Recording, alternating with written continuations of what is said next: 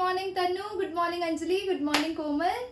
Hello my dear students, how are you all? I hope you all are doing great. How is your energy my dear students? Anjali, Soham, Prashant, Meena, Ishan, good morning to all of you. A very high energy वाला good morning to all of you. I hope कि भाई previous session आपको बहुत अच्छे से समझ में आया था और दिया हुआ होमवर्क बहुत अच्छे से किया है। लेकिन उससे पहले हमारा डेली का रिचुअल, ईशान बताएंगे क्या करते हैं हम? हाँ जी, कोमल को याद है 99 plus, very good. Radhe Radhe Radhe Radhe Anjali, very good. Soham 100, Ishaan 99, Tanu 95 plus, Anjali 99 plus. Okay, just wait for 1 second, मैं आपके लिए शुरू कर दूं। आहा, चालू है, बहुत ही बढ़िया। तो भाई, are you all excited? Chanakya Niti version 2 launch करने वाले हैं हम आज, स्पेशली आपके लिए, तो बड़ा मजा आने वाला है। क्विक रिवीजन चलेगा, ठीक है? Yes ma'am. Komal yes ma'am. Soham yes ma'am. अरे भाई, तुम लोगों की एनर्जी तो एकदम हाई है। मेरे पास 2 चीजें होती है फोकस करने के लिए, but I will focus on you people. Yes बच्चा, तो मुझे बताइए कि वीबीटी थियोरी ने आपको कल रात को परेशान किया है या नहीं किया है? वीबीटी थियोरी ने परेशान किया या फिर अच्छे अच्छे सपने आए रात को? जल्दी से बता दो। एकता कपूर, प्रशांत मीना, तनु चौरसिया, नहीं किया, बिल्कुल नहीं किया। आपको जो होमवर्क दिया था एक कॉम्प्लेक्स, वो हुआ किसी से? हुआ कि नहीं हुआ? हुआ कि नहीं हुआ? जल्दी बताइए। एकता ने ट्राई किया, अंजलि ने ट्राई किया, कोमल ने ट्राई किया। Very good, very good. Try करना ही चाहिए। जिस दिन हथौड़ा गर्म हो उसी दिन हथौड़ा मारना चाहिए, तो बहुत ही ज्यादा इफेक्टिव होता है।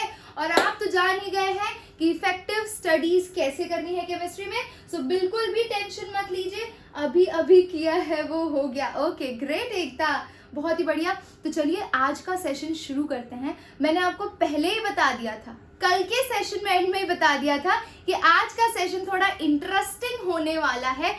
ज्यादा कॉन्सेप्ट्स नहीं है, थियोरी है समझने के लिए। और ऐसा नहीं है कि इसमें से डायरेक्ट क्वेश्चन आता है, बट बच्चा ये एक बेसिक कॉन्सेप्ट है इस चैप्टर का जो समझना जरूरी है। मतलब अगर आपको ऐसे कोई बोल दे वीबीटी थियोरी क्या है, सीएफटी थियोरी क्या है, आप ऊपर ऊपर से जो उसके अंदर कुछ क्वेश्चंस आते हैं वो तो कर लोगे, लेकिन इन जनरल आपको नॉलेज तो होना चाहिए कि वीबीटी थियोरी अगर ये है, वर्नर्स थियोरी वो थी, तो वीबीटी ने कितना प्रोग्रेस किया। वीबीटी से अगर आप सीएफटी पे आते तो उसने कितना प्रोग्रेस किया। वीबीटी के कितने ड्रॉबैक्स थे और क्यों हमें सीएफटी की तरफ मूव करना पड़ा। बोलो यस और नो।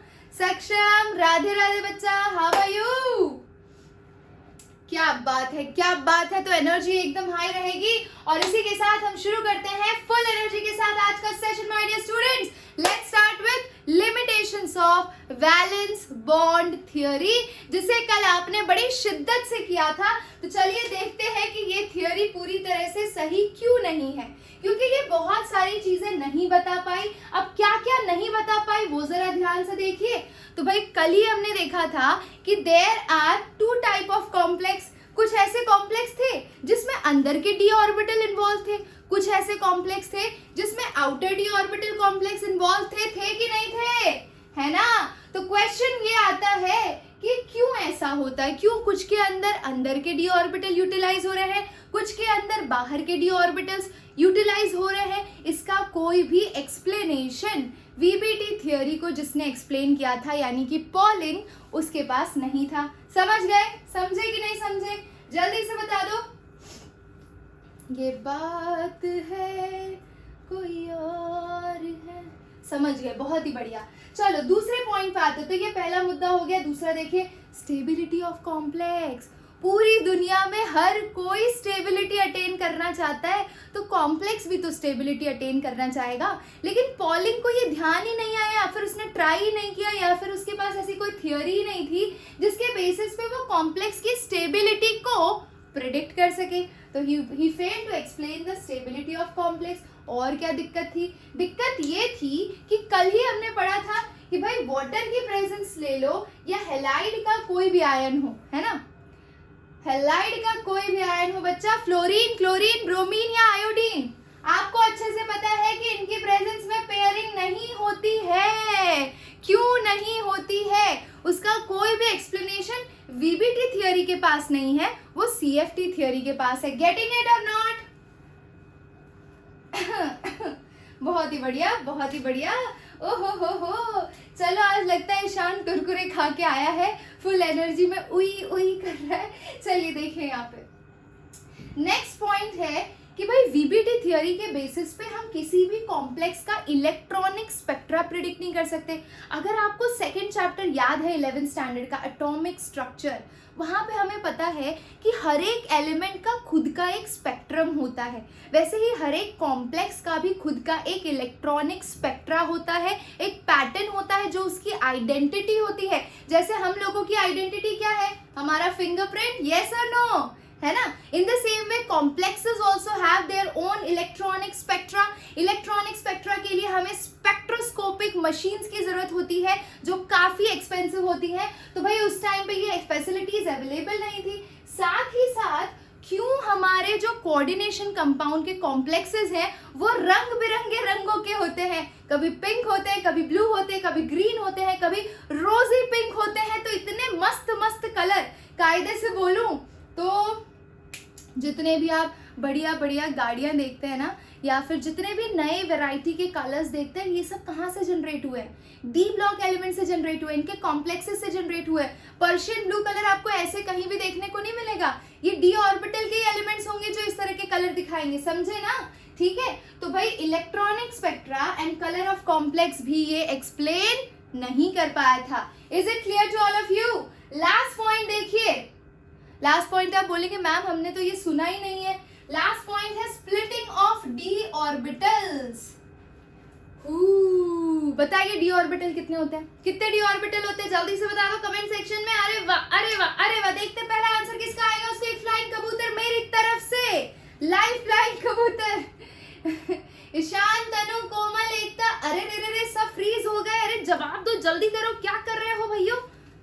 हाँ ये बात। तो भाई 5 डी ऑर्बिटल होते हैं और आपके हिसाब से ईशान को गिफ्ट करती हूँ मैं अपनी तरफ से एक फ्लाइंग कबूतर या फिर एक पैकेट कुरकुरे का एंड 1 GB डेटा फ्री। क्या बात है, बहुत ही बढ़िया बच्चे, बहुत अच्छे से पढ़ाई कर रहे हो। यहाँ पे देखो तो स्प्लिटिंग ऑफ डी ऑर्बिटल की बात हो रही है। हमारे पास 5 डी के ऑर्बिटल्स हैं और हमें ऐसा लगता है कि पांचों ऑर्बिटल्स की एनर्जी सेम है, लेकिन अब जब आप सीएफटी थ्योरी पढ़ेंगे तो वहां पे देखेंगे कि इस पांचों ऑर्बिटल की एनर्जी कैसे स्प्लिट होती है और वो अलग अलग एनर्जी लेवल्स में डिवाइड होते हैं। तो ये सारी चीजें वीबीटी थ्योरी नहीं बता पाया था।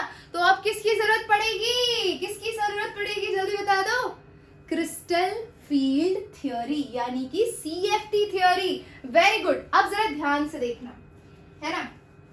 यहाँ पे जो क्वेश्चन आता है वो 2 तरह का आता है, एक तो ऑक्टाहेड्रल स्प्लिटिंग पे और एक टेट्राहेड्रल स्प्लिटिंग पे। पर वहां तक पहुंचने के लिए आप कायदे से डायग्राम करोगे, आपके 3 मार्क फिक्स है। लेकिन अगर समझे ही नहीं कि हो क्या रहा है तो क्या मतलब है? आपने खाली 5 डब्बे बना दिए और स्प्लिटिंग दिखा दी, उसका कोई मतलब नहीं होता। समझना बहुत जरूरी है, ठीक है? तो पहले क्वेश्चन दिमाग में आएगा, मैम इसको क्रिस्टल फील्ड नाम क्यों दिया, डायमंड फील्ड क्यों नहीं दिया, सलोनी फील्ड क्यों नहीं दिया और तोता फील्ड क्यों नहीं दिया? समझे क्यों नहीं दिया? क्योंकि पहले तो ये इसकी डिस्कवरी इंडिया में नहीं हुई, तो तोता तो नाम आना ही नहीं चाहिए। दूसरा, electron of central metal ion in environment of other ion और एटम। ध्यान से सुनिएगा, मैं क्या बात कर रही हूँ? सेंट्रल मेटल आयन की, यानी कि अगर आपके पास FeCN6 है तो Fe आपका सेंट्रल मेटल एटम है और वो बेचारा central metal atom it is surrounded by so many ligands from all around, yes और नो, है ना? चारों तरफ से किससे घिरा हुआ है? लिगैंड से घिरा हुआ है बच्चा, ठीक है? तो इसकी वजह से इस फील्ड को क्या कहा जाता है? क्रिस्टल फील्ड, ठीक है? अब अगेन फील्ड यानी something must be related to electric field और मैग्नेटिक फील्ड, ऐसा दिमाग आपका चलना चाहिए। फिलहाल मैं आपको बता दे रही हूँ कि ये जो इलाका था आपका जहाँ पे एक सेंट्रल मेटल एटम है and it is surrounded by ligand, it is influenced by the presence of ligand. मतलब अगर तुम प्रेजेंट हो और तुम्हारे ऊपर उसका कोई असर नहीं हो रहा तो उसे फील्ड नहीं कहा जाएगा।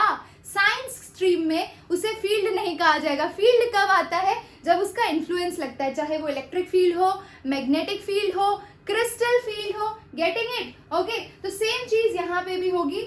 आगे बढ़ते हैं, जरा इसके फीचर्स पे ध्यान देते हैं। Okay, let's see. जो लिगैंड होता है वो कोऑर्डिनेट करता है सेंट्रल मेटल आयन के साथ by pair of electron of ligands. ये तो हमें पता है। अरे ये तो भाई लोगों का इलाका, कहीं तो सुना है मैंने।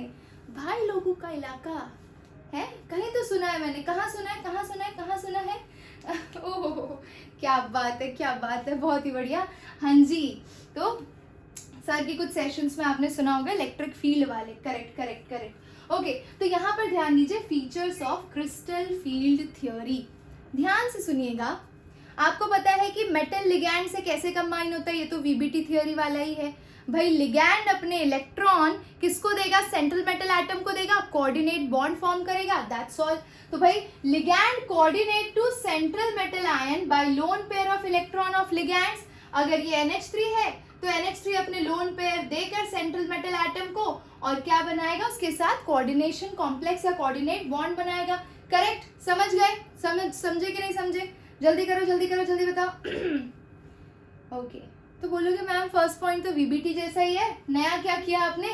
तो दूसरे पॉइंट पे आ जाओ। नया ये किया हमने कि हमने वीबीटी थ्योरी में सेंट्रल मेटल एटम और लिगैंड दोनों के बॉन्ड को कोवेलेंट कंसीडर किया था। ठीक है, समझ रहे हो? दोनों के बॉन्ड को, coordinate is a type of special case of covalent bond ना, तो हमने उसे कोवेलेंट बॉन्ड कंसीडर किया था। लेकिन CFT थ्योरी में लिगैंड और मेटल के इंटरैक्शन को हम अलग तरीके से देखते हैं। हम लिगैंड को एक पॉइंट चार्ज कंसीडर करते हैं, हम मेटल को भी एक पॉइंट चार्ज कंसीडर करते हैं, और दो पॉइंट चार्जेस के बीच में जो इंटरैक्शन होता है उसे क्या बोलते हैं? Electrostatic force of attraction. याद है कि नहीं है? आई थिंक इलेक्ट्रोस्टैटिक्स में आपने पढ़ा होगा। यस, है ना? फिजिक्स में पढ़ा होगा। बहुत ही बढ़िया। तो भाई लिगैंड और आपका जो मेटल है, they act like a point charges, और उनके बीच में जो इंटरैक्शन डेवलप होगा उसे बोलते हैं इलेक्ट्रोस्टैटिक फोर्स ऑफ इंटरैक्शन। या फिर हम बोल सकते हैं कि उनका बॉन्ड कैसा होगा बच्चों? कोवेलेंट होना चाहिए या आयोनिक होना चाहिए? Let me know in the comment section quickly. ये बात यहाँ पे बोर्ड पे कोई नहीं देखेगा, बोलोगे मैम आपने सब तो लिखा है, आप पूछ क्यों रहे हो? हाँ सही बात है। ओके, तो भाई ligand and metal are point charges and metal ligand interaction is ionic. Very good. अच्छा, लेकिन कई जगह पे क्या होता है, आपका ये जो प्यारा सा लिगैंड है बच्चा, ये या तो नेगेटिवली चार्ज होता है या फिर ये न्यूट्रल होता है, पता है ना? चलो एक काम करो, एक न्यूट्रल लिगैंड का एग्जांपल दे दो फटाक से, देखते हैं कितना याद किया आपने। न्यूट्रल लिगैंड का एग्जांपल, एकता कपूर का आंसर आ गया, कोमल का आंसर आ गया, बट दोनों सेम आंसर कैसे दे रहे हो रे नालायको? इतने सारे एग्जांपल है, सेम आंसर कैसे दे रहे हो? वाटर। अनुज यादव ने फैलाया पानी, लेकिन ये अच्छा वाला पानी है, एक्वा ईशान। Very good. चलिए, तो भाई आपका या तो लिगैंड न्यूट्रल हो सकता है या नेगेटिव हो सकता है। अगर आपका लिगैंड नेगेटिव है, ठीक है, तो आपके मेटल और लिगैंड के बीच के इंटरैक्शन को आयन आयन डाइपोल इंटरैक्शन कहा जाएगा। और अगर आपका लिगैंड बच्चा न्यूट्रल है तो मेटल लिगैंड के इंटरैक्शन को आयन डाइपोल इंटरैक्शन कहा जाएगा। दोनों में कुछ खास फर्क नहीं है, वहां पे मेटल लिगैंड दोनों आयन है इसीलिए आयन आयन डाइपोल लिखा है, यहाँ पे एक न्यूट्रल है इसीलिए आयन डाइपोल लिखा है। I hope you are clear. ठीक है, चलिए आगे बढ़ते हैं, आगे बढ़े आगे बढ़े आगे बढ़े आगे बढ़े। तनु वेट्स, मनु, ईशान, यस, कोमल कुमारी, एकता कपूर, वैशाली धीमन। ये बात, फुल एनर्जी, हाय। जीने का सही ढंग सीखे हम इसके संग, सारे दीवाने जाने पहचाने, ये है केमिस्ट्री। चलिए ध्यान दीजिए। So ligand surround by metal ion produces electric field. देखो ये आपका सेंट्रल मेटल एटम है, इधर से लिगैंड है, इधर से लिगैंड है, इधर से लिगैंड है, इधर से लिगैंड है, और जब भी इतने सारे लिगैंड होंगे और अगर वो मेटल एटम से इंटरैक्ट करेंगे तो बच्चा वो क्या जनरेट करेंगे? बताइए क्या जनरेट करेंगे? टन टन टन टन टन टन, बताओ क्या जनरेट करेंगे? इलेक्ट्रिक फील्ड जनरेट करेंगे। समझ रहे हो, इलेक्ट्रिक फील्ड जनरेट करेंगे। इलेक्ट्रिक फील्ड जनरेट होने की वजह से क्या होगा, it will influence the energy of orbitals of central metal ion. तो भैया अगर यहाँ पे इस लिगैंड के सराउंडिंग, मतलब देखो इलेक्ट्रिक फील्ड कहाँ जनरेट होती है, पहले ये बताओ। चलो तुम्हारी फिजिक्स चेक करते हैं, इलेक्ट्रिक फील्ड कहाँ दिखाई देती है। अरे वाह, लेट्स सी, कोमल कुमारी, ईशान धीमन, अरे वाह क्या बात है। जहां चार्ज होते हैं, जहां पॉइंट चार्जेस आपको दिखाई देते हैं, वेरी गुड एकता कपूर। जहां पे पॉजिटिव और नेगेटिव चार्ज दिखाई देते हैं, बहुत ही सही, ठीक है। तो यहाँ पे भी क्या हो रहा है, आपके पास सेंट्रल मेटल एटम है और आपके पास लिगैंड है। आपका लिगैंड पॉजिटिवली चार्ज हो पॉजिटिवली चार्जेस के चांसेस कम है, यूजुअली नेगेटिव या न्यूट्रल होता है, ठीक है। न्यूट्रल भी है तो भी उसके पास लोन पेयर ऑफ इलेक्ट्रॉन्स होते हैं। कायदे से ये वाला सेक्शन आपका नेगेटिवली चार्ज है, आपका सेंट्रल मेटल एटम भी पॉजिटिव नेगेटिव एनीथिंग हो सकता है। इन शॉर्ट, जब भी central metal atom is surrounded by ligand, it is generating electric field, और उस इलेक्ट्रिक फील्ड के जनरेशन की वजह से सेंट्रल मेटल एटम के पास जो ऑर्बिटल्स हैं, स्पेशली हम बात कर रहे हैं इनके डी ऑर्बिटल्स की, इनकी एनर्जी पे खतरनाक वाला असर पड़ता है। जैसे कि फास्ट फूड खाने से आपकी सेहत पर असर पड़ता है, वैसे ही सेंट्रल मेटल एटम अगर लिगैंड्स के इलेक्ट्रिक फील्ड के इन्फ्लुएंस में आता है तो उसके डी ऑर्बिटल्स की एनर्जी पर खतरनाक वाला असर पड़ता है। Is it clear to you? ये बात, very good very good very good very good. Okay, चलिए तो असर पड़वाते हैं। अब क्या होगा, ध्यान से देखिएगा। तो in case of free metal ion, all D orbitals have same energy. कायदे से जब Cu2+ एकदम मस्त घूम रहा था, अकेला घूम रहा था, मतलब आई वुड लाइक टू से कहाँ घूम रहा था, चलो हम ना Cu2+ को हांगकांग भेज देते हैं, ठीक है। तो वो मस्त अकेला घूम रहा था, है ना। जब अकेला घूम रहा था तो उसके सारे ऑर्बिटल्स फ्री थे, सबकी एनर्जी सेम थी, सब एक तरह से बिहेव कर रहे थे क्योंकि एनवायरनमेंट उनका सिमिलर था। Getting it? So all 5 D orbitals were possessing same energy, और जब सेम एनर्जी होती है तो उन ऑर्बिटल्स को क्या कहा जाता है बच्चों? सेम एनर्जी को क्या कहा जाता है? Degenerate orbitals. तो भाई अगर मैं बात कर रही हूं डी ऑर्बिटल्स की, तो 5 डी ऑर्बिटल्स कौन कौन से हैं, जरा देखिए ध्यान से। dxy, dyz, dxz, dx² minus y² and dz²। सही लिखा आपकी मैम ने? अरे सही लिखा होगा, गलत क्यों लिखूंगी, है ना। ये बात है ना। तो जब Cu2+ अकेला घूमेगा तो ये पांचों ऑर्बिटल की एनर्जी सेम होगी। सेम एनर्जी होगी तो उन्हें क्या कहा जाएगा, जल्दी से बता दो कमेंट सेक्शन में। सेम एनर्जी पे क्या कहा जाएगा?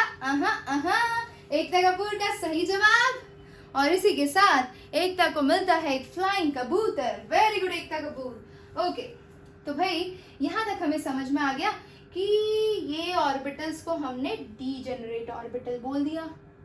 अब क्या होगा, अब आने वाले हैं लिगैंड। लिगैंड आएगा। सोचो मैं सेंट्रल मेटल एटम हूं, मेरे पीछे अब 5 लिगैंड पड़ गए हैं। अगर मेरे पीछे 5 लिगैंड पड़ गए हैं तो किस पे असर पड़ेगा, किस पे असर पड़ेगा, जल्दी बताओ। Let's see let's see let's see let's see let's see.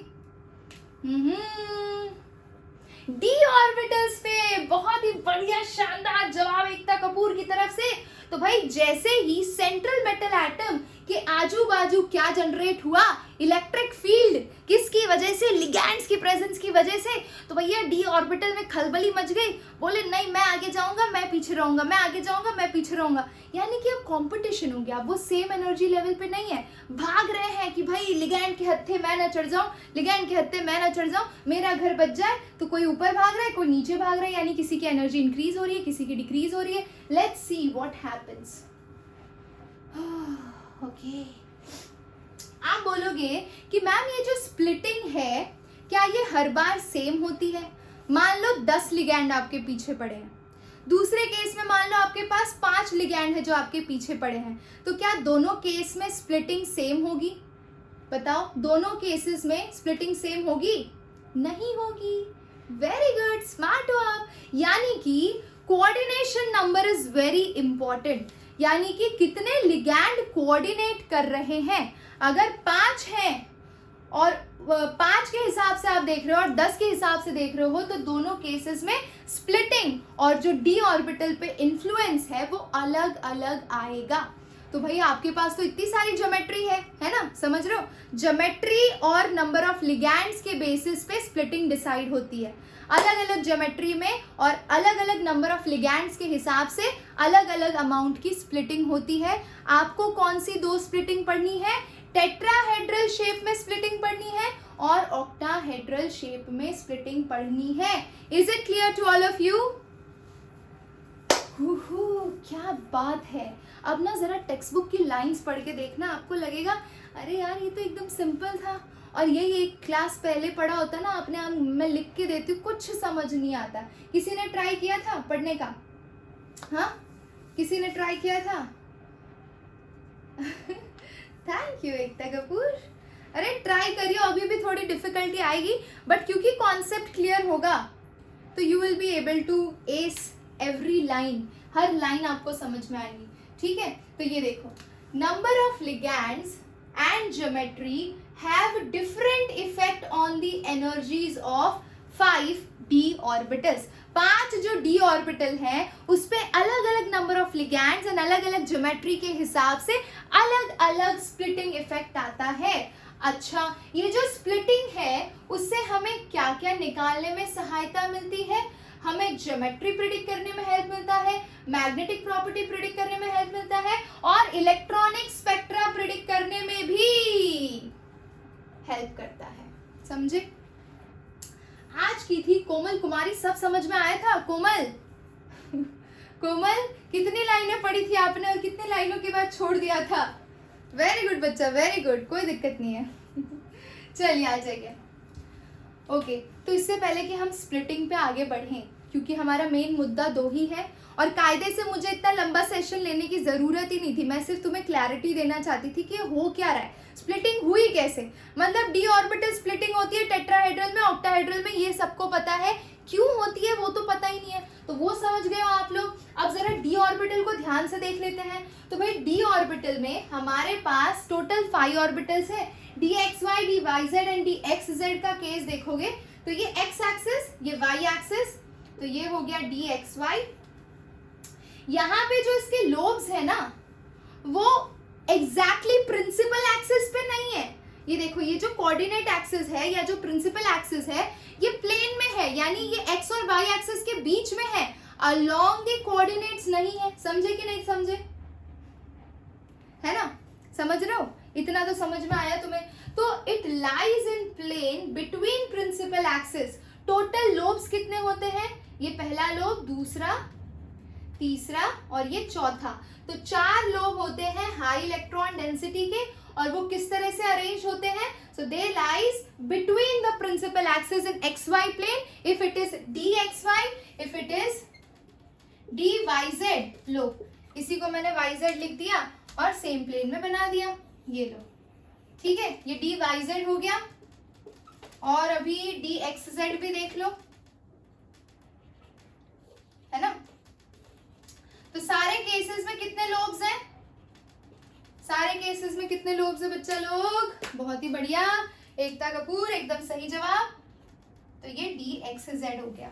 अब आप देख रहे हो एक्स वाई, वाई जेड और एक्स जेड, तीनों ही केसेस में आपके जो लोब्स हैं वो एक्सिस के बीच में है, यानी कि प्लेन में है।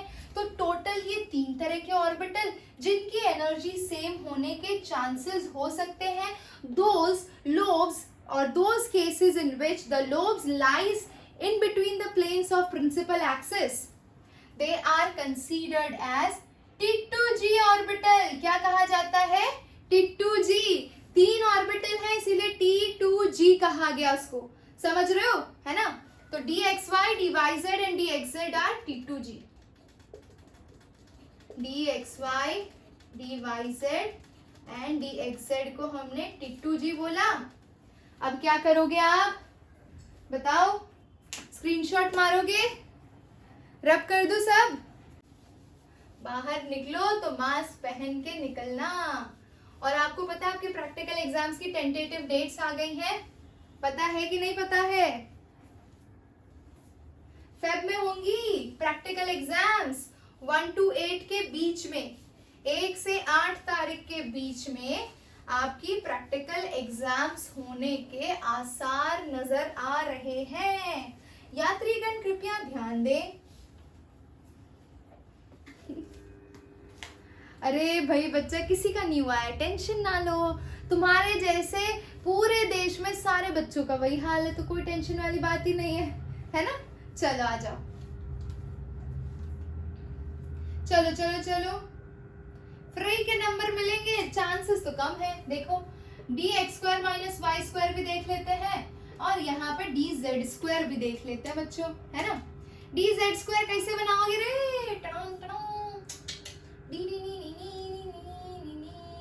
dz² तो बड़ा मस्त लगता है, ऐसा रसगुल्ला, और यहाँ से एक रिंग है, ठीक है? तो ये इकलौता ऑर्बिटल है जिसके केस में हमारे पास 2 ही लोब्स हैं। कितने लोब्स हैं? 2 ही लोब्स हैं। और dx² - y² के केस में they lies along the principal axis, ठीक है? ये x ले लो, ये y ले लो, वेरी गुड। तो यहाँ पे 2 लोब्स हैं, 2 lobes and 1 ring of high electron density, 1 ring of high electron density, ये बात। और यहाँ पे क्या लिखोगे? कितने लोब्स हैं यहाँ पे ऊपर वाले में? लो लो लो जल्दी बता दो। 4 लोब है, very good. 4 lobes of high electron density. और ये मुझे बताओ प्रिंसिपल एक्सिस के ऊपर है या फिर प्लेन में है? जल्दी से बताओ, प्रिंसिपल एक्सिस के ऊपर है या प्लेन में है? उत्तरी on the principal axis, very good. Plane में नहीं है कोमल, प्लेन में कब होते? जब मैं इसे इस तरह से बनाती, है ना? जब मैं यहाँ पे बीच में बनाती तब आप बोलते कि वो प्लेन में है। जब मैं उसको उसके ऊपर बना रही हूँ तब वो प्लेन में नहीं है, तब it is along the axis, ठीक है? ओके चलो बहुत ही बढ़िया। तो इसमें 4 लोब है of high electron density, lies along principal axis, और इसीलिए ये और ये दोनों केसेस में प्रिंसिपल एक्सिस के अलोंग है, इसीलिए इन्हें ईजी ऑर्बिटल्स कहा जाता है। तो ईजी में आता है dx² - y² and dz²। Clear है? स्प्राइट है, क्लियर है बच्चों? सेकंड वाले को लेबल करना मैम। सेकंड वाला कौन सा बच्चा? ये वाला, ये तो ऐसे ही बना दिया था ना, ये दोनों बनाए dx² - y² dz², यहाँ पे dxy dyz और dxz, 5 बना दिए। dz², हाँ ये रहा ना, आप कोई भी ले लो, z एक्सिस के अलोंग होंगे ना इसके लोब्स, क्योंकि z एक्सिस है ये, ठीक है? इधर कोई भी ले लो क्योंकि तीनों एक दूसरे के परपेंडिकुलर होती हैं, तो कोई मैटर नहीं है। यहाँ पे y भी लोगे तो चलेगा, आपके लोब्स z एक्सिस के अलोंग आने चाहिए, ठीक है? That's all, okay very good. तो भैया यहाँ तक आपको चीज़ें एकदम क्लियर हैं। अब हम स्प्लिटिंग की बात कर सकते हैं। तो ज़रा टाइम हो रहा है हमारा 6:36। अब एक काम करिए, इसको इरेज करने जा रही हूँ मैं, है ना? और हम ज़रा स्प्लिटिंग अब ध्यान से समझते हैं। नोटबुक पेन सब कुछ लेकर बैठ जाइए, बड़ा मज़ा आने वाला है, क्योंकि क्या पढ़ने जा रहे हैं हम? Octahedral splitting. बच्चा ऑक्टाहेड्रल स्प्लिटिंग किसमें दिखाई देगी? जिसमें कोऑर्डिनेशन नंबर कितना होगा? 6, यानी कि 6 लिगैंड सेंट्रल मेटल एटम के पास आ रहे हैं। 6 लिगैंड अगर सेंट्रल मेटल एटम के पास आते हैं तो स्प्लिटिंग किस तरह की होती है वो समझना पड़ेगा। आ जाओ, बिल्कुल भी टेंशन नहीं लेना है, ये चैप्टर बहुत ही आसान है, सिर्फ थोड़ा सा समझना होता है। इट्स लाइक संस्कृत, थोड़ा सा समझोगे तो एकदम स्कोरिंग है, आपको पता चल जाएगा कि भाई इसमें मार्क्स लाना तो बहुत आसान है कि नहीं? और फिर रात को तो चाणक्य नीति में शॉट मारोगे ही। आई हैव मैंने ऐसा सोचा है कि I keep timing from 9 to 10. How is it? 9 से 10 मजा आएगी आपको? हाँ, खा पी के मस्त बैठ जाइयो पढ़ने, है ना? ओके, अब देखो ध्यान से, मैं तुम्हें कुछ चीजें बताती हूँ यहाँ पे.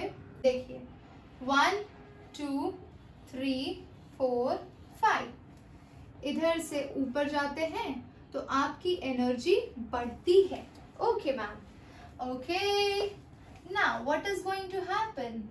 ये अभी आपको कुछ समझ नहीं आ रहा होगा, इसीलिए मुझे बड़ा मजा आ रहा है. ठीक है, 1 2 3 4 5, बहुत ही बढ़िया बालिके. अब अगले लेवल की स्प्लिटिंग चलेगी. टडन टडन टडन. ओके, और नीचे वाली थोड़ी कम होगी. टडन टडन. इधर 2 सर्कल रखूंगी. अच्छा, अब ये सर्कल कितने होंगे ये तो मैं आपको ब्रेक के बाद बताऊंगी, नहीं तो मजा किरकिरा हो जाएगा. ठीक है, चलो.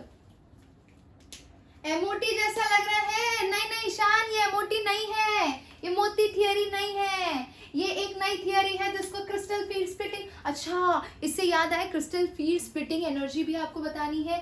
क्या हो गया प्रशांत, बीमार हो गए हैं? ज्यादा केमिस्ट्री पढ़ लिया आपने? बोलो. चलिए चलिए, ध्यान दीजिए यहाँ पे. ओके, तो बच्चों ये रहा आपका सेंट्रल मेटल एटम Mn+. ठीक है, ध्यान से सुनते जाइएगा. ये आपका अगर सेंट्रल मेटल एटम है और इसके सराउंडिंग जो लिगैंड है, ठीक है, इसके सराउंडिंग जो लिगैंड है, अगर वो सिमेट्रिकल इलेक्ट्रॉन डिस्ट्रीब्यूशन शो करते हैं, समझ रहे हो? लिगैंड, ध्यान से सुनना क्या हो रहा है. यहाँ पे जो सेंट्रल मेटल एटम है, इसके पास क्या है? d orbital. इसके d ऑर्बिटल में क्या है बच्चों? इलेक्ट्रॉन है ना? और यहाँ पे आपके पास लिगैंड है, लिगैंड्स के पास भी इलेक्ट्रॉन है. तो भाई जैसे ही लिगैंड इसको अप्रोच करने की कोशिश करेगा तो ऑर्बिटल के अंदर के इलेक्ट्रॉन और लिगैंड के बीच में क्या होगा? रिपल्शन होगा कि नहीं होगा? होगा ना? अरे वाह, ठीक है. तो भाई दोनों के बीच में खतरनाक वाला रिपल्शन होगा. खतरनाक वाला रिपल्शन और बिन खतरनाक वाला रिपल्शन 2 केसेस हैं. अगर आपके लिगैंड का जो कंडीशन है या इलेक्ट्रॉन डिस्ट्रीब्यूशन है, अगर वो सिमेट्रिकल है तो वो इतना कुछ ज्यादा इम्पैक्ट d ऑर्बिटल पे नहीं डाल पाएगा. वो सिर्फ क्या कर पाएगा? उसकी एनर्जी को बढ़ाएगा. समझ रहे हो? इनिशियली वो स्प्लिटिंग कॉज नहीं करेगा. अगर आपका लिगैंड का स्फीयर, ध्यान से सुनना, अगर लिगैंड का स्फीयर बच्चा सिमेट्रिकल है, लिगैंड का स्फीयर आपका सिमेट्रिकल है, सिमेट्रिकल स्फीयर पास आ रहा है तो रिपल्शन तो होगा. रिपल्शन होगा तो क्या बढ़ेगी? अनस्टेबिलिटी बढ़ेगी. अनस्टेबिलिटी बढ़ेगी तो एनर्जी बढ़ेगी. आपको पता है कोई भी चीज अगर अनस्टेबल होता है या फिर लाइक चार्जेस में अगर रिपल्शन बढ़ती है तो क्या बढ़ती है? आपकी पोटेंशियल एनर्जी बढ़ती है. बढ़ती है कि नहीं बढ़ती? पढ़ा है आपने फिजिक्स में? सिमेट्रिकल से क्या मीनिंग है यहाँ पे देखो.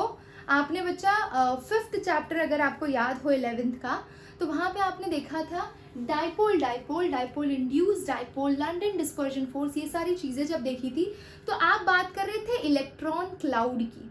ठीक है, इलेक्ट्रॉन क्लाउड का डिस्ट्रीब्यूशन सिमेट्रिकल है, यानी चारों तरफ सिमिलर है. ठीक है, तब वो सिर्फ एनर्जी इंक्रीज करेगा, स्प्लिटिंग कॉज नहीं करेगा. समझे ना बच्चा? एकता कपूर, है ना? ओके, तो इनिशियली वो कैसा है? सिमेट्रिकल है. तो भाई इससे अप्रोच कर रहा है तो भाई रिपल्शन हुआ, दोनों में एनर्जी राइज हुई.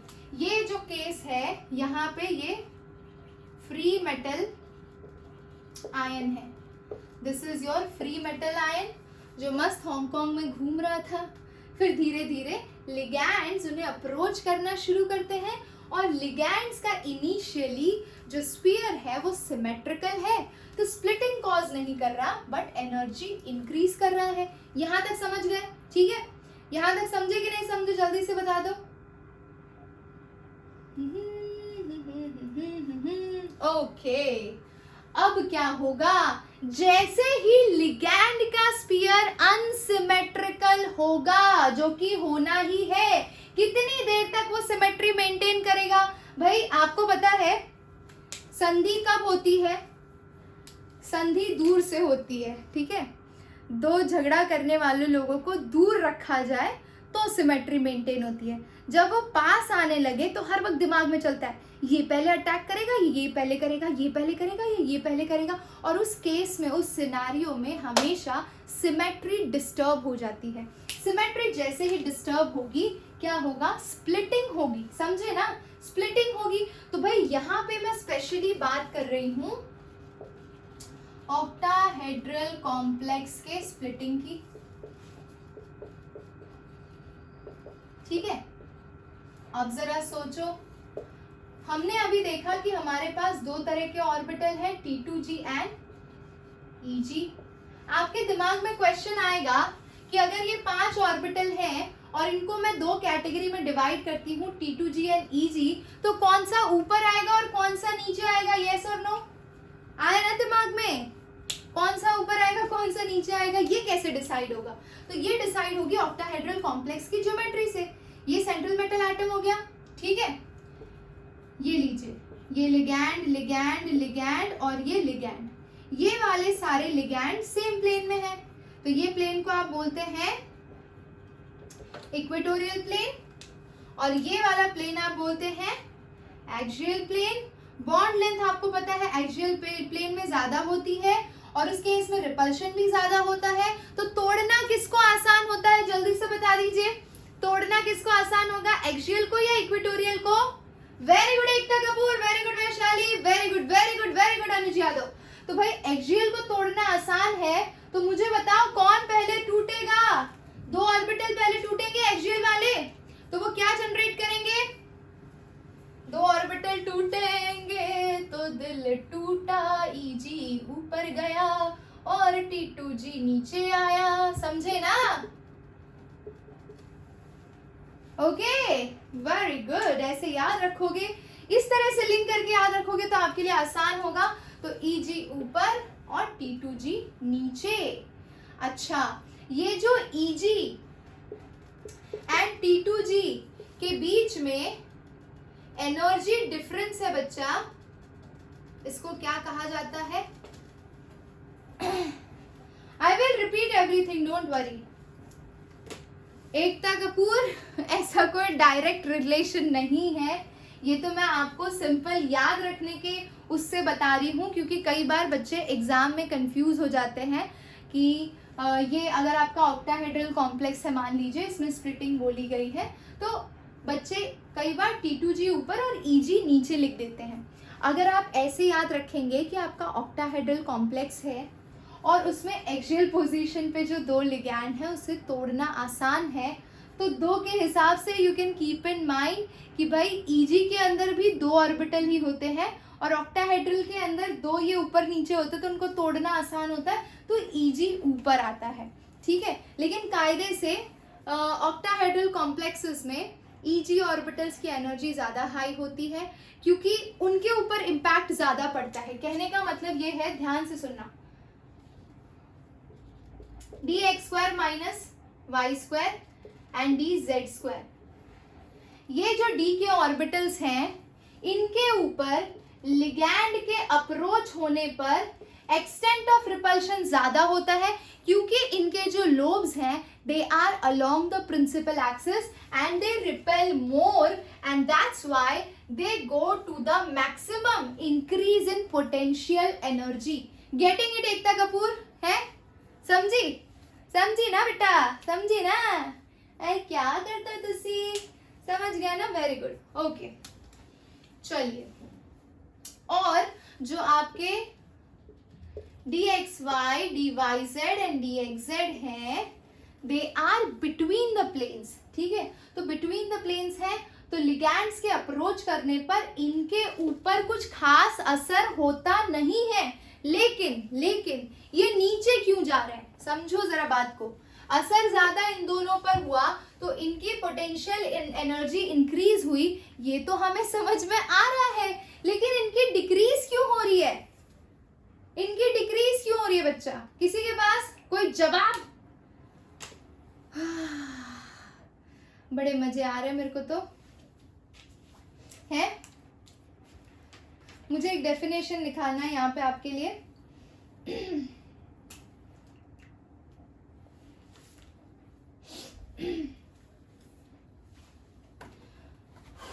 ओके, यस, कोई देना चाहेगा आंसर आप में से? उनसे कम होगा, Eg से T2G की एनर्जी हम होगा, कम होगा ना कि डिक्रीज? अच्छा सुनो ध्यान से, देखो Eg एंड T2G, इन दोनों के बीच में हमेशा जो एनर्जी डिफरेंस होता है वो 10 dq का होता है बच्चा। कितने का होता है? 10 dq का होता है, समझ रहे हो? यानी कि कुछ भी कर लो, एवरेज एनर्जी सेम होनी चाहिए। कहने का मतलब ये है कि आपके पास 5 d ऑर्बिटल है, यानी मान लो 5 भाई बहन है, ठीक है?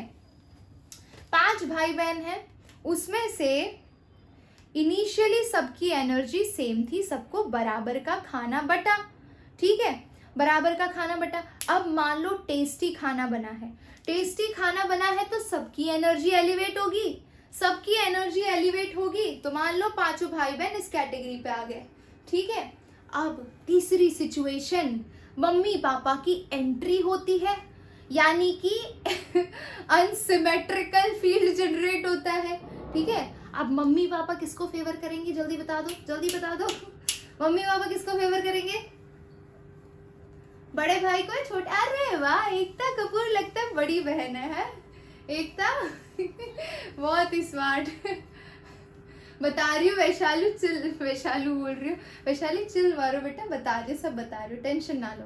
तो बताओ, मम्मी पापा की अगर एंट्री हुई तो मम्मी पापा बोलेंगे छोटे वाले को दे दो, तो छोटे वाले को दे दो, तो भाई सोर्स तो आपके पास लिमिटेड है ना, तो अगर उनको आपने ज्यादा दे दिया तो आपके में ऑटोमेटिकली कम होगा ना, क्योंकि आपके पास सैंपल तो 10 DQ का ही है, 10 ही बिस्किट है आपके पास, समझ रहे हो? एवरेज एनर्जी सेम रहनी चाहिए, कंजर्वेशन है यहाँ पर। अगर ये 6 ऊपर जा रहा है तो ये 4 नीचे आएगा, in order to maintain the energy level. Getting it? Chemistry is all about food. I made it all about food. I made it all about pani puri. I made it all about अरे बताओ, और नालायक को लिट्टी चोखा, हाँ ये बात। और क्या बताया था मैंने? Dal baati churma. And now Maggi. Maggi कितनों को अच्छी लगती है? Pav bhaji, yes yes yes yes yes. अरे देखो, माँ बाप की नाइंसाफी की वजह से ऑक्टाहेड्रल कॉम्प्लेक्स में Eg ऊपर और T2G नीचे है। एवरेज एनर्जी दोनों के बीच में, T2G और Eg के बीच में जो एनर्जी गैप होगा वो कितने का होगा? 10 DQ। DQ इसकी यूनिट है बच्चा, तो टेंशन मत लो, ठीक है? Yes, you should become foodie. Foodie भी बनो और एक्सरसाइज भी करो, तो मोटे भी नहीं होगे और खाना भी दबा के खाओगे, समझे? मैं यही करती हूँ। लोग मेरे से पूछते हैं कि भाई मतलब आप खाना नहीं खाते होगे, लेकिन कसम बता रही हूँ खाना तो मैं बहुत खाती हूँ। चल आ जाओ, pay attention here. So 10 DQ।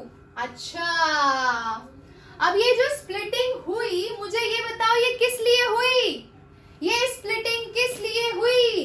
ताकि घर में झगड़ा ना हो। किससे भाई झगड़ा? क्या हो रहा था? 10 ही बिस्किट थे और छोटे बड़े भाई बहनों के बीच में रिपल्शन शुरू हो गया था।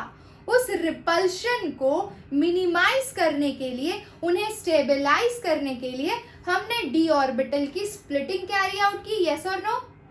यस और नो? Yes, okay. तो जब आपने स्प्लिटिंग कैरी आउट की तो स्टेबलाइजेशन मिली होगी ना, ठीक है? तो इसे कहा जाता है crystal field stabilization energy, CFSE। सब लिखवाऊंगी, क्रिस्टल फील्ड स्टेबलाइजेशन एनर्जी, ठीक है? The energy, yes yes yes, लिखा दूं क्या यहाँ पे? इस साइड पे लिख लेते हैं, चलो आ जाओ, टेंशन ना लो। बेचारे बच्चे बोलेंगे क्या क्या पढ़ा दिया, अगली क्लास तक तो हमें याद भी नहीं रहेगा मैम, आप तो पाव भाजी खा के सो जाओगे, हमारा क्या होगा? हमें तो बोर्ड एग्जाम देनी है, वो भी पता नहीं है कब होने वाली है। अरे DQ इज अ यूनिट बच्चा, DQ यूनिट है आपका। एग्जैक्टली मेरे को इसका फुल फॉर्म मेरे को भी याद नहीं है, मैं ढूंढ लूंगी। DQ is the unit for the measurement of net energy difference between EG and T2G orbital. ठीक है, क्या प्रोनाउंसिएशन? ओके, आ जाओ। Yes, write down the energy difference arises between EG and T2G orbital, EG and T2G orbital due to electrostatic repulsion. Electrostatic repulsion.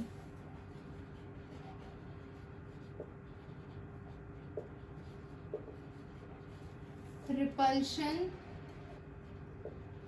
between electrons of d orbital of metal and ligand is equal to 10 dq। ठीक है,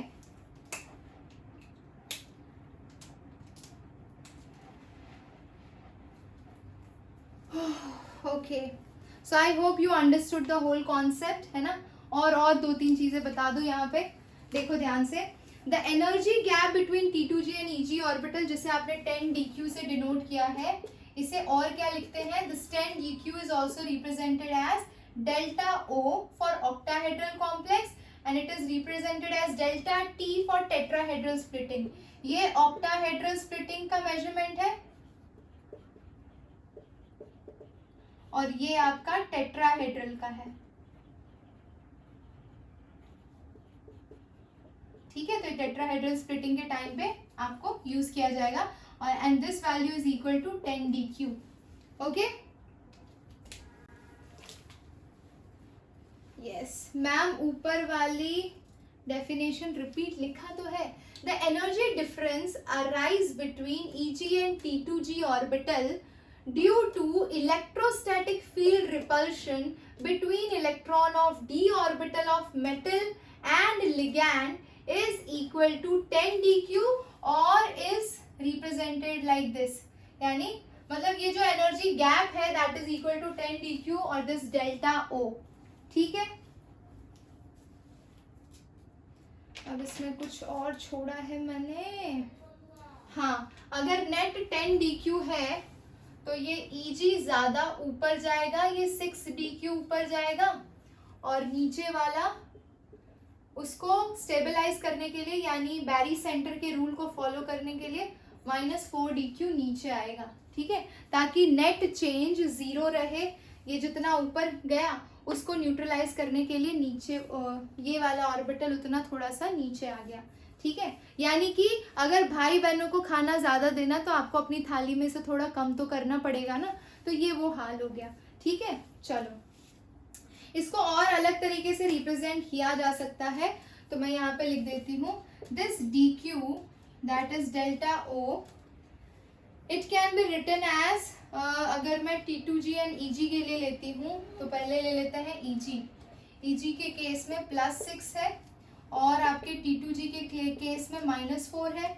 इसको आप fraction के terms में भी लिख सकते हैं, यानी इसके टर्म्स में लिखेंगे, dq के टर्म्स में तो ये हो गया, इसके टर्म्स में लिखेंगे तो इसको लिखा जाता है 3/5 और इसको लिखा जाता है 2/5 ऑक्टाहेड्रल स्प्लिटिंग। ठीक है, या तो फिर आप इसको इससे भी रिप्रेजेंट कर सकते हैं, this is not divide sign, इसको और ऐसे, या फिर it can be written as 0.6 और 0.4। देख रहे हो, या तो ये वाली वैल्यू यूज कर लो या तो ये वाली। ठीक है, यानी यहाँ पे अगर आप +6 dq की जगह 3/5 डेल्टा O लिखते हो तो भी करेक्ट है, और नीचे अगर आप 2/5 डेल्टा Q लिखते हो, डेल्टा O लिखते हो तो भी करेक्ट है। ठीक है, समझ गए?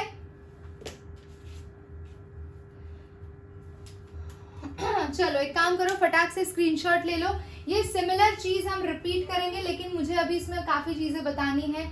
आई think we will continue that in the next session, है ना, विथ फुल एनर्जी. मैं उसे ऐसे थोड़ी लो एनर्जी के साथ नहीं एक्सप्लेन करना चाहती. पहले आप एक काम करो, इसका स्क्रीनशॉट ले लो मस्त वाला. और एक और इम्पोर्टेंट काम करना, घर पे बैठ के टेक्स्ट बुक जरा रीड कर लेना ये वाले सेक्शन का. अभी मैंने इसमें पेयरिंग एनर्जी डिस्कस नहीं की है. पेयरिंग एनर्जी डिस्कस करना बाकी है. इसके अंदर इलेक्ट्रॉन फिलिंग डिस्कस करना बाकी है, जो कि हम नेक्स्ट क्लास में कंटिन्यू करेंगे. तो यस माय डियर स्टूडेंट्स, अगली क्लास का टॉपिक आपको पता चल गया है. हल्का सा रीड करके आओ, आपको थोड़ी और क्लैरिटी मिलेगी. चलिए तो भाई शॉर्ट जिस्ट दे देती हूँ. हमने क्या क्या पढ़ा? हमने वीबीटी थ्योरी का क्या देखा? लिमिटेशन. फिर आए हम क्रिस्टल फील्ड थ्योरी पे. हमने देखा कि जो सेंट्रल मेटल एटम है वो लिगैंड के प्रेजेंस में उसके ऑर्बिटल की एनर्जी इन्फ्लुएंस होती है. उसकी इलेक्ट्रिक फील्ड की प्रेजेंस में मेटल का जो इलेक्ट्रॉन है और लिगैंड का जो इलेक्ट्रॉन है उनके बीच रिपल्शन होता है, और उस रिपल्शन की वजह से जनरेट हुई अनस्टेबिलिटी को मिनिमाइज करने के लिए डी ऑर्बिटल स्प्लिट हो जाता है ईजी और T2G ऑर्बिटल में. और ये जो स्प्लिटिंग है ये किस पे डिपेंड करती है? ज्योमेट्री पे. ये डिपेंड करती है कितने नंबर ऑफ लिगैंड्स अटैच है. और जब ये स्प्लिटिंग होती है तो जितना ये वाला ऊपर जाता है उसके इफेक्ट को नलीफाई करने के लिए, यानी कि बैरी सेंटर रूल को फॉलो करने के लिए नीचे वाला थोड़ा, मतलब दूसरा वाला ऑर्बिटल थोड़ा नीचे जाता है, ताकि नेट चेंज या फिर एनर्जी रिमेन कंजर्व. इन दोनों के बीच की जो एनर्जी डिफरेंस है that is 10dq, represented as delta O for octahedral splitting. It can be also written as 3/5 और 0.6 delta O. So with this, we wind up today's session. I hope you understood everything. Let me know in the comment section quickly. सब समझ में आया? समझ में आया? मजा आ गया? पाव भाजी वाली भाजी पूरी चाट पूछ के खा गए हो तुम लोग, हैं? मजे आ गए बहुत.